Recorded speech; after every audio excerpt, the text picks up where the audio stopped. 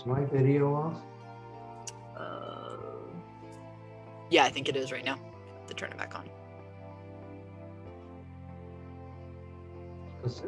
I'm seeing two of me, as though, you see that on the screen? One of you is me, Michael. The other one is Sophie. She's logged in. Yep. Too. To record. Showing up as me, Sophie? Yeah, I'm you. You just have to turn your screen on. People will think I'm an alien if they see those pictures. Danielle from Charlotte. Start my video. Yeah. I'm going to leave my video off for a few months. Hey, Jerry. Nice to see you again.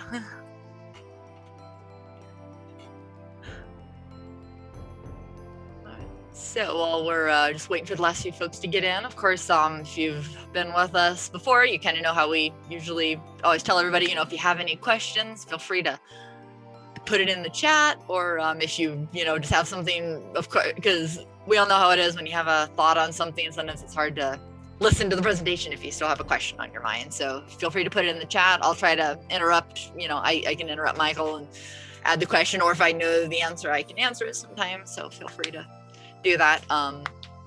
And we do ask everybody if you can keep yourselves muted during the presentation, just so that we don't have any crazy background noises. And we always have time to stay on and chat for a little while afterwards, so always feel free to stay on if you're able to. But we are just about there, I think. Right, I think we're probably getting pretty close to everybody. Hi, Lindsay. We do have a couple of our staff members on. Sophie, Michael Harkins, Alexandra, Lindsay. Those are some of our staff members who are here as backup support. So yeah, so I think we are just about ready to get started. Well, I think you can go ahead, Michael, anytime. Okay.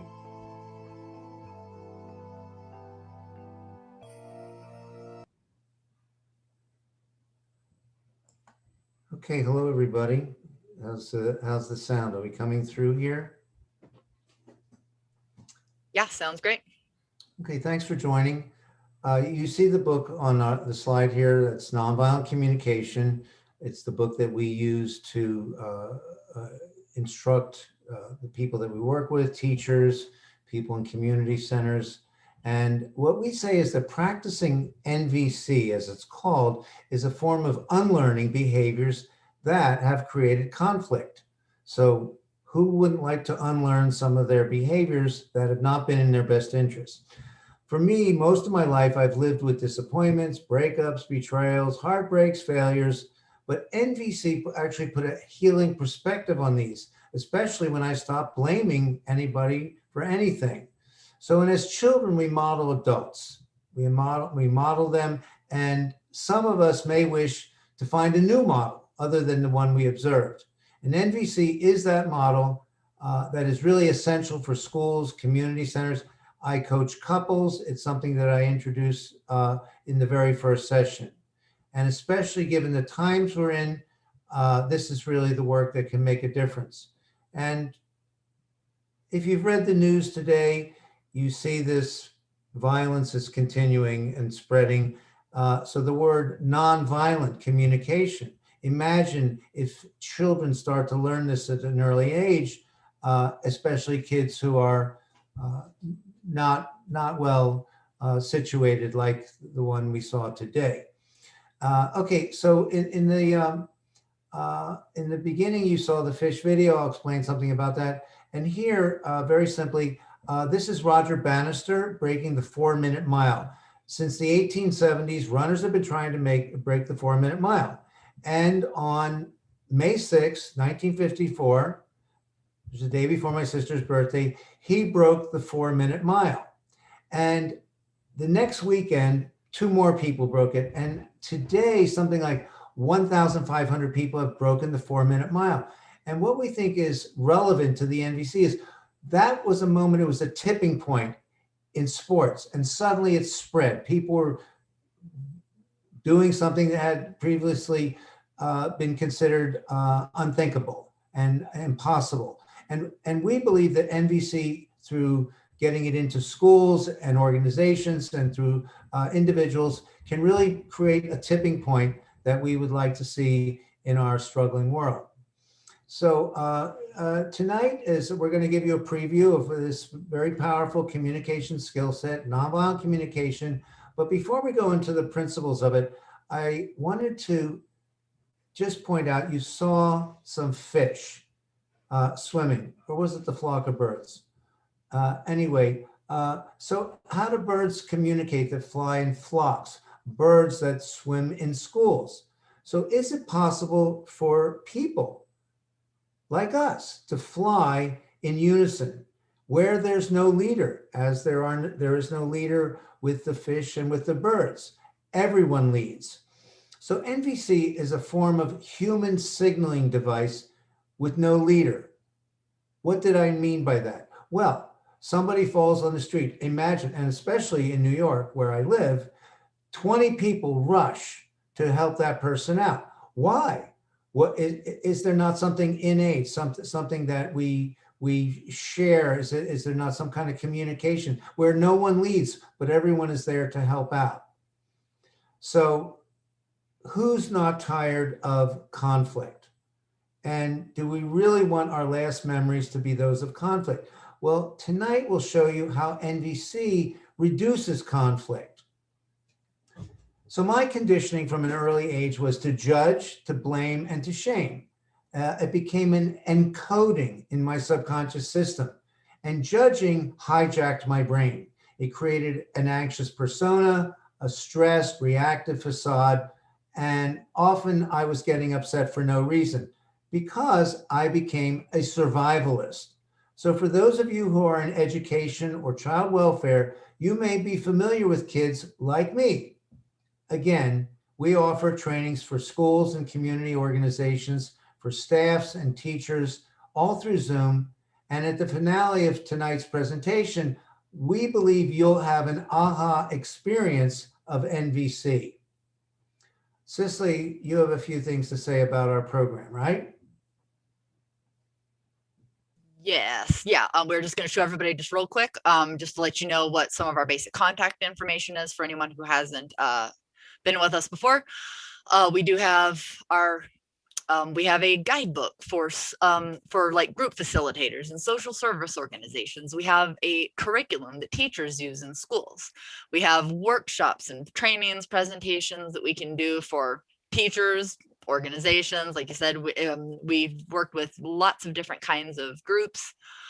We also have our book. You can actually download our book on our website. We do ask for a small donation if you're able to, because we are a nonprofit. So everything we do is with the support of our friends. We also have up there our text to donate option. It's brand new for us. So we're very excited to finally have that nice, easy donation option. So anybody who didn't donate for a ticket, if you feel so moved to donate, we would love that.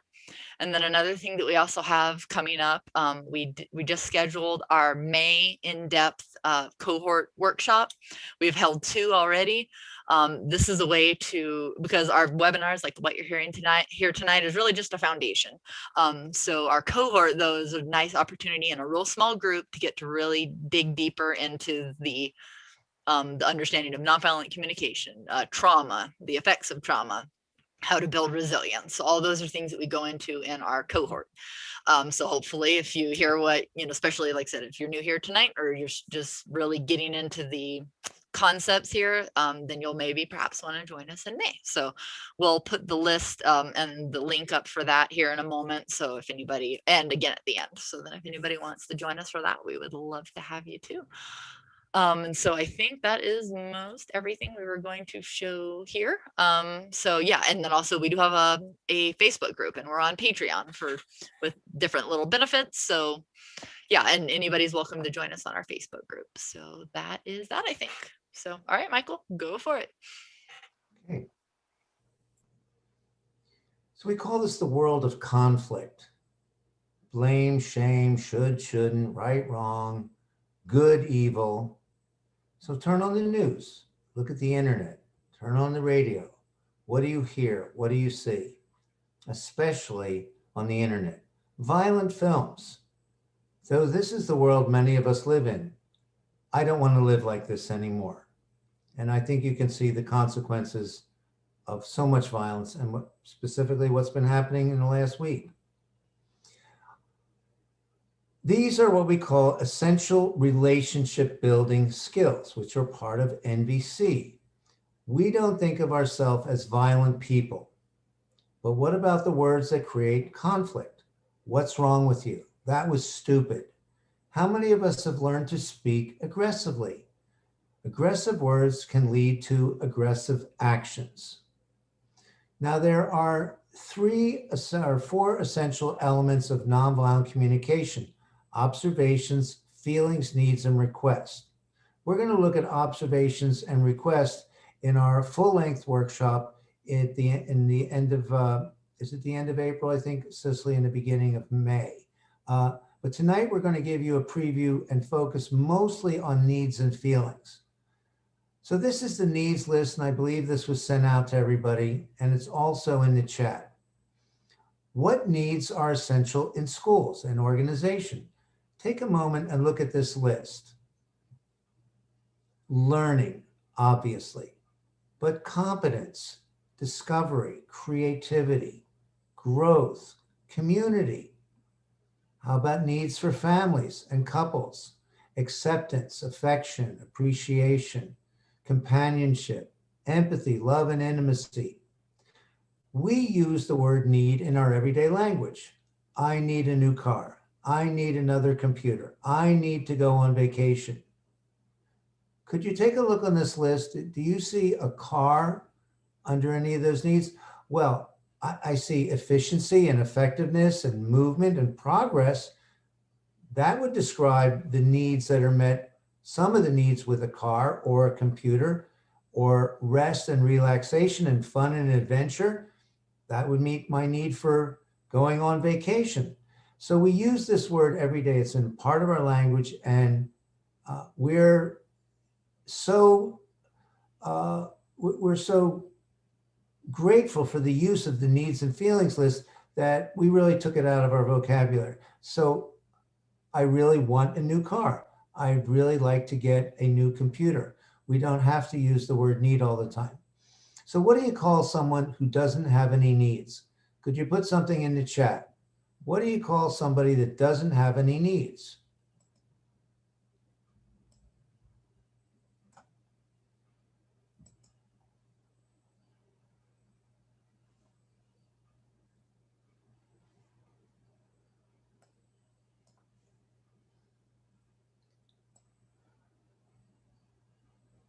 Okay, there's a few people have put their comments in the chat. Highly enlightened, impossible, satisfied.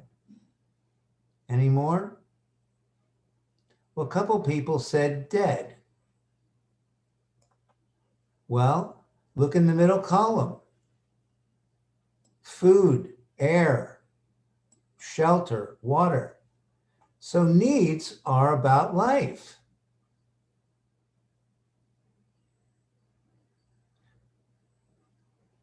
Needs are the things that we value.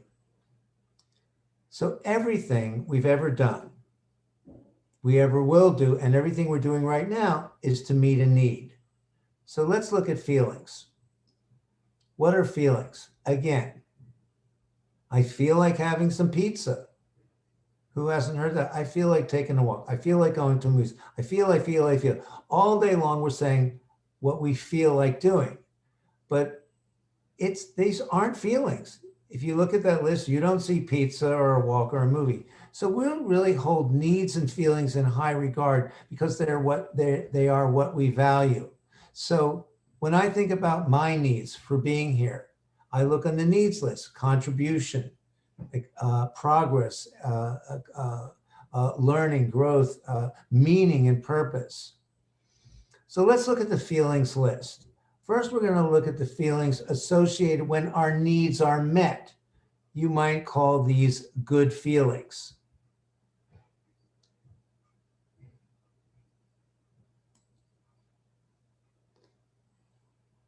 So how do you feel when your needs are met? You might say, great. really met, really great. But I'm looking on the list. I don't see great as a feeling. But often when we speak to our friends and family and associates, how are you doing? How are you feeling today? Good, not so good. So the feelings list and the needs list increases our vocabulary. And often when people say, how's it going? To me, I say, well, I'm feeling motivated and inspired and grateful. Oh, that tells them what's going on other than saying, I feel good, because it's vague. It doesn't really let you know what's going on with the person when they're sharing who they are. So the next list is feelings associated with unmet needs. We don't call them good feelings and bad feelings, because as you saw in the world of conflict, good, bad, right, wrong, should, shouldn't. So what's good to one person may not be good to another person. So how do you feel when you don't get the last parking space? Put that in the chat, if you will.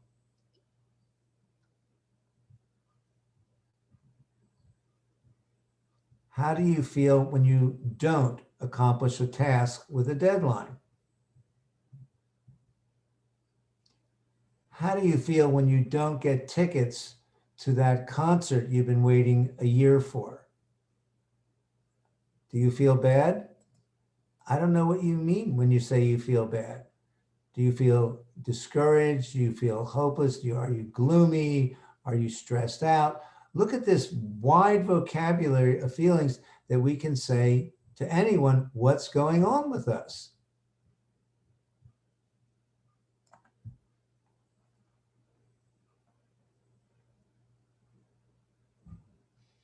Now, there's something in NVC called non-feelings.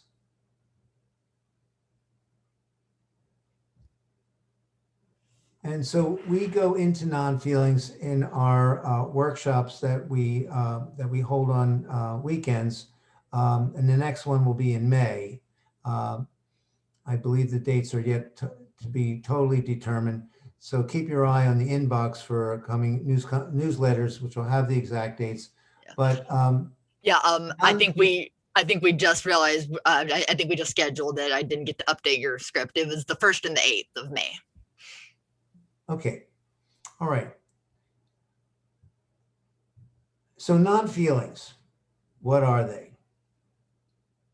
When you say to somebody, let's say you wanted to meet up with some of your friends and the person who was organizing didn't call you, and you speak to them the next time you see them and you say, well, I felt abandoned, that you didn't tell me where everybody was going, or I felt left out, and I felt let down. Well, did you see let down or left out on that list of feelings? No. So what you're really saying when you say I felt let down or I felt left out to someone, you're saying, oh, you're somebody who lets people down. Can you all see this? The use of these words, these non-feeling words. I felt disrespected. Michael, this is a big one, especially for school kids. Let's go back to the feelings list. So when disrespect occurs, how do you feel? Do you feel anxious? Do you feel angry? Do you feel worried? Do you feel conflicted? So disrespect is often a fight starter, especially with younger people. You disrespected me, and then a fight starts. So let's go back to the non-feelings list. So in addition to the non-feelings that we sometimes say with people, manipulated is a big one. I'm sure many of you have heard that one. I felt manipulated when you did this, when you did that. Well, I don't know what you feel when you feel manipulated. And also judgment of ourselves. Guilt. I felt guilty. Oh, I feel insecure. Is there anybody that hasn't said they feel insecure? Now, the word guilt is a very popular word with certain institutions, I won't say who they are, guilt. But guilt is not a feeling. Think about it. Let's say my sister wants to borrow my car. Well, I don't have a car, but let's say your sister wants to borrow your car. And you say, no, you can't have my car. How did you feel? Well, I felt guilty because I didn't get my sister a car. Well, I don't know what guilty feels like. Did you feel anger? Because she shouldn't have asked you. You told her, hey, you can't use my car. Did you feel pain? Because you could have let her use the car, and maybe you're thinking that was a little selfish. Or fear. Maybe your sister will close off to you and won't be that close to you anymore because you didn't do it. So write this down.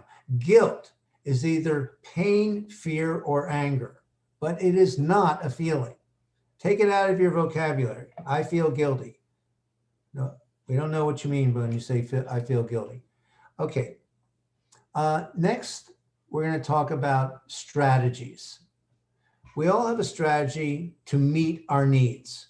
My strategy to meet my need for purpose and meaning and contribution is to do what I'm doing tonight. And we bring this to schools and organizations. And I use it when I coach couples as well. So to give you an idea about strategies and how freeing they can be, about 2-3 years ago, I live in a part of Manhattan called the East Village. And I was working with a school in Queens. And we had the students keep journals on how they saw relationships portrayed in society. And I asked the school if they could buy those 99-cent notebooks. And I had 53 kids in the class. They said, we don't have the money for that. So before my neighborhood got really gentrified, I went to the 99-cent store and I bought 54 of these journals. The day I went to class, I lugged these journals down the steps from my apartment, got on my bike, put it on both the handlebars, and I biked to a part of the city called First Avenue and 14th Street, where I took the L train. I took the L train to Union Square. You've seen all these train stops in movies. I get to Union Square and I took the 6 train to 42nd Street, Times Square. Everyone's heard of Times Square. Then I took the 7 train into Queens to Roosevelt Heights, which was a stop that was elevated. Some of the trains in the other boroughs are elevated. As I'm coming down the stairs, you come down a flight and then there's a sort of flat spot and you go down the next flight. Just as I was coming to the flat spot, I saw someone walking up on the other side really slowly. Then I saw someone with that hurried look in their face. And I was thinking, if they go around this person who's going slow, we're going to meet on the flat spot and I'm going to have to stop in my tracks. And I remember thinking, don't. But they did. Stopped in my tracks. First words that came to mind, thoughtless, inconsiderate. As my foot touched the sidewalk, I asked myself, well, I wonder what their needs are. And then I imagined, well, maybe she's going to the hospital to meet her Aunt Eva. I had an Aunt Eva who met her needs for care and closeness and love and intimacy and empathy and friendship and appreciation. All these needs were met with Aunt Eva. But her strategy to meet her needs included cutting me off. Well, then I started thinking, suppose she saved somebody's life who was drowning a week ago. Suppose she raises money for community organizations in her neighborhood. And imagine all the things that she was that weren't my judgments, thoughtless and inconsiderate. And suddenly, my mind, that this studying of NVC, I remember saying to myself, I'm free. I was free of this knee-jerk judging of people. Now, I don't know what she was doing, but I know I didn't appreciate her strategy, but she didn't have to be my judgments. Another thing, I ride my bike in New York. Things are kind of slow now, but it used to be that cab drivers would get really close to me. And you don't want to hear what words I would say in my mind and sometimes to them as I drove. Well, I was careful about driving up to them, but I would shake my fist. Hey, you want to kill somebody? I need the insurance. Now, suppose the cab driver is rushing to the hospital with someone in the back seat who's about to give birth to someone who will become a future world leader. Now my mind is going to, well, I didn't appreciate the strategy of that driver to meet his needs, her needs, but they don't have to be my judgments. And I'm wired up. I have a lifetime of judging. You can imagine. I'm going to give you 2 seconds to imagine some of the words I will say about that driver as they get close to me. But then I ask myself now, what was that? What was that? Well, that's my conditioning, my behavioral conditioning. And I don't want to live like that anymore. So to give you one more example of strategies, I'm guessing a lot of you who are here tonight who aren't in the city have a car. Have you ever been cut off on the highway or any road by another car? If you've never been cut off, would you put it in the chat? I'm going to see if anybody's out there because I want to, if you've never been cut off. Okay. All right. So nobody, everyone's been cut off. Well, what sort of words do you say when you get cut off? Do you say, oh, gee, that was disappointing? No. When you get cut off, you say, you idiot, and other words like that. But you don't drive up to the person and say, that didn't meet my need for safety and stability. Right. You yell. But I mean, it's probably not a safe thing to do, especially if you're in California. You heard about what goes on there. So we don't know that person who cut us off, maybe they are rushing to pick up their child at their school and the lights are about to go off and it was late in the afternoon. They were there with some extracurricular activity and maybe they saved somebody's life and maybe they are contributing to their community. So we can imagine what's right with people to replace what's wrong with them, because the cortisol and the adrenaline that you feed into your spine and shoot up into your brain that creates anger and upset and you're filled with anxiety about what's wrong with people in the world. It's not much fun. So think of this as a simple way to reduce your stress and increase your life expectancy. People have strategies to meet their needs. We don't always appreciate what they are. Now we're going to do a little exercise that will give you some insight into strategies. So we're going to ask everybody to, if you have a piece of paper, I think Cicely sent something out with something that you can use on the internet. So if you will take a blank piece of paper now, or if you have it on your computer, draw a T. Now, at the top of the T, make a line and leave some room about 1 inch at the top where you're going to write something that annoyed or disappointed you. Not something tragic like, my neighbor unhooked our fuel pipe and our boiler blew up and we don't have a house anymore. Something ordinary, something everyday, something that somebody said or did that annoyed or disappointed you. So what I remember is someone on our board of directors, we're a nonprofit, said, why do you waste so much time? Well, how did I feel? So write something up here on the top of the T, something that somebody said or did that you didn't like. Something like, get over it.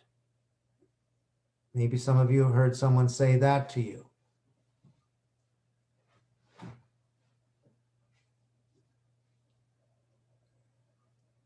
All right, take another few seconds to think about something someone said or did.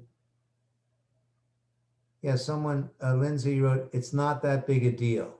All right, well, I'm guessing that didn't make you so happy. It's not that big a deal.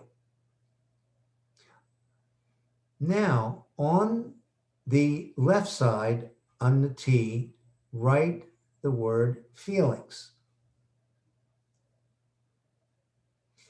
And now let's look at the feelings list. The feelings list associated with unmet needs. What needs did I have that weren't met when a member of our board said, why do you waste so much time? Well, I'm looking at the list now. I felt frustrated. I felt worried because we really were counting on this board member to raise funds for us. And we're hoping everyone will donate tonight, even if it's $1, because we get so excited when people donate any amount. And Cicely will put our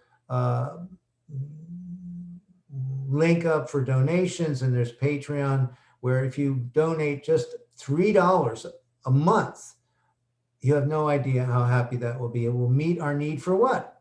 Support and appreciation, thinking in terms of needs and feelings. So how did I feel? I felt disappointed. And I actually felt nervous because, hey, I don't want this board member thinking that I waste so much time. All right, we'll take another 10 or 15 seconds. How did you feel?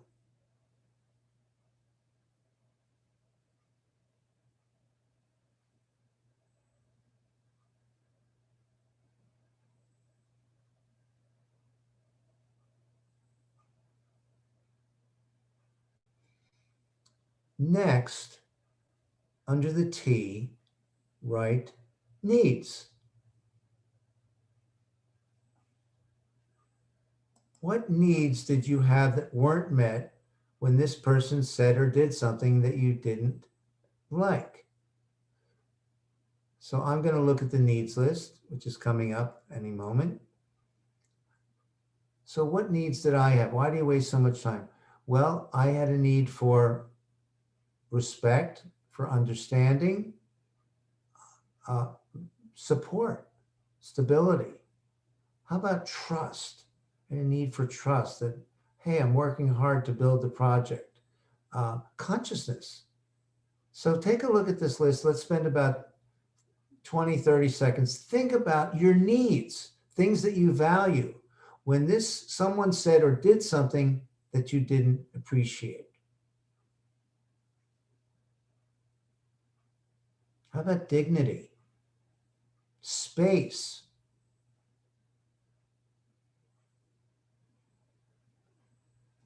How often do we have a need for space?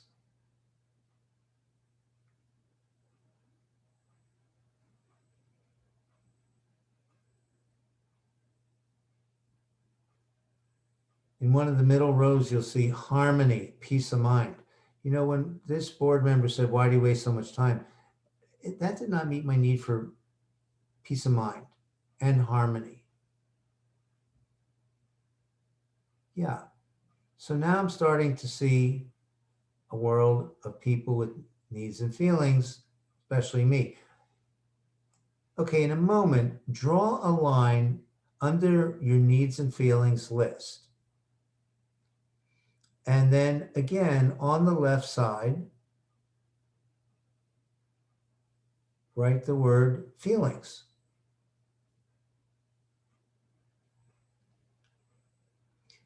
And let's look at the feelings list. Now, this person who may not be in your life, who you never want to see again, you're not friends with them anymore, you don't talk with them, you can imagine having nothing to do with them, or it can just be a friend that you work things out with. But think about, then this is a practice.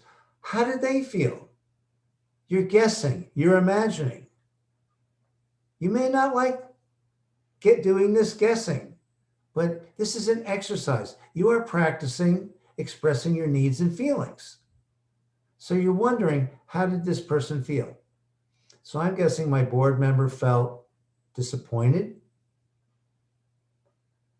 confused, displeased, maybe angry because he helped raise funds for us and maybe thought I wasn't I definitely felt confused. Oh, look at the list. Puzzled. I felt bewildered. I felt conflicted. I felt confused. They're all very similar, but now I'm building a vocabulary of needs and feelings.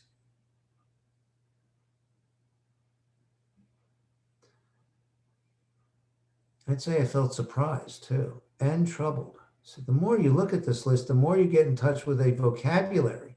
You do not need 472 pages on the expression of needs and feelings to look at these 2 pages, which you can download on our website.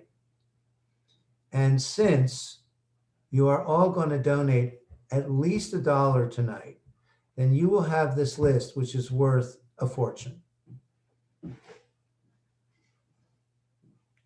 So maybe just put on the side how you feel when I say, give us some money for second time in a row. Now I know how Cicely feels. She feels delighted because it's meeting her need for humor, as you can see. Okay, all right. Let's open up our T again. Darren is saying, is defensive a feeling? No, it's not. Look at that list, Darren. Do you see defensive on it? I'd say, you might feel distant. Is distant on here? I'm not sure if distant is on here, but I think distant is a word we can put on there. Yeah. Annoyed. Yes, it is on there. It's under the disconnected category.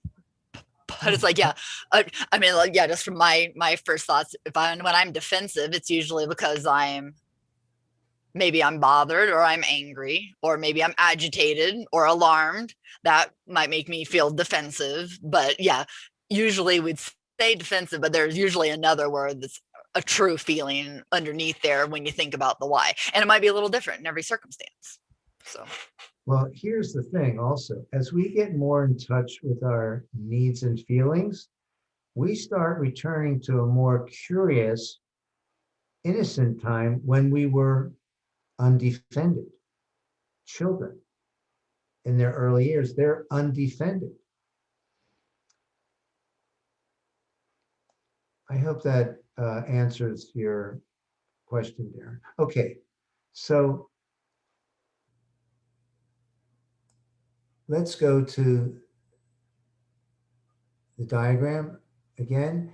And now on the right side, needs. What needs did this person have who said something that annoyed or disappointed you? And let's look at the needs list again.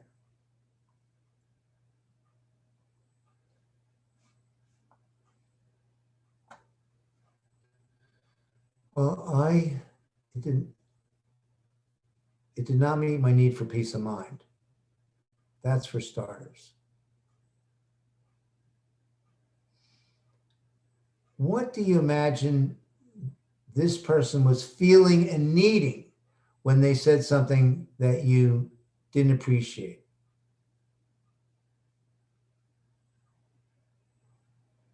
Maybe it didn't meet our board members' need for trust.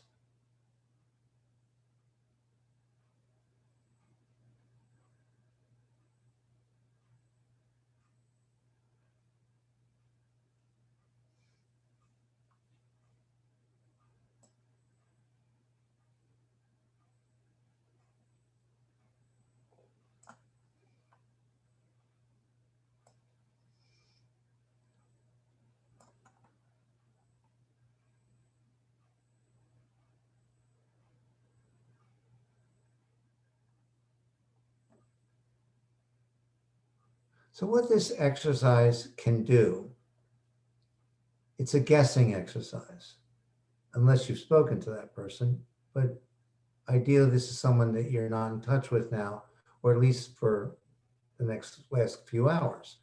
But guessing, if you imagine if there was a line and there was numbers from 1 to 10 on a line, okay?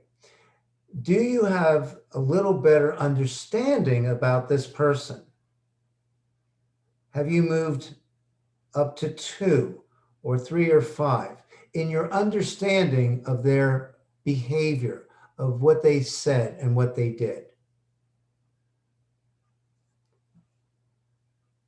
We'd really like to know if you want to put something in the chat, if you have any more understanding, even if you moved from 0 to 1, was there a little more understanding that you got from doing this exercise?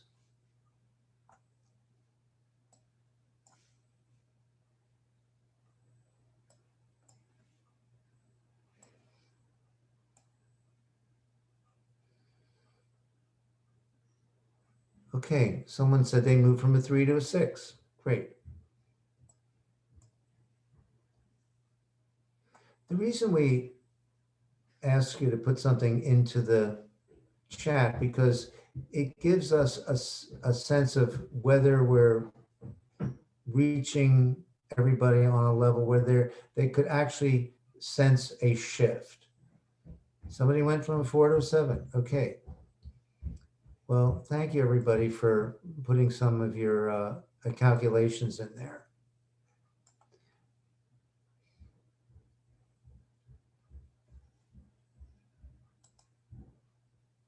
I would say when I did this exercise for the first time,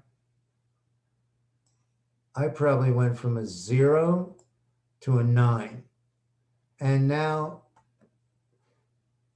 this board member is someone that I love, that it meets my need for love because we share a common vision. And so I was able to leave behind this notion that had me feeling upset. Okay, so let's look at the next slide, which we call the world of greater possibility.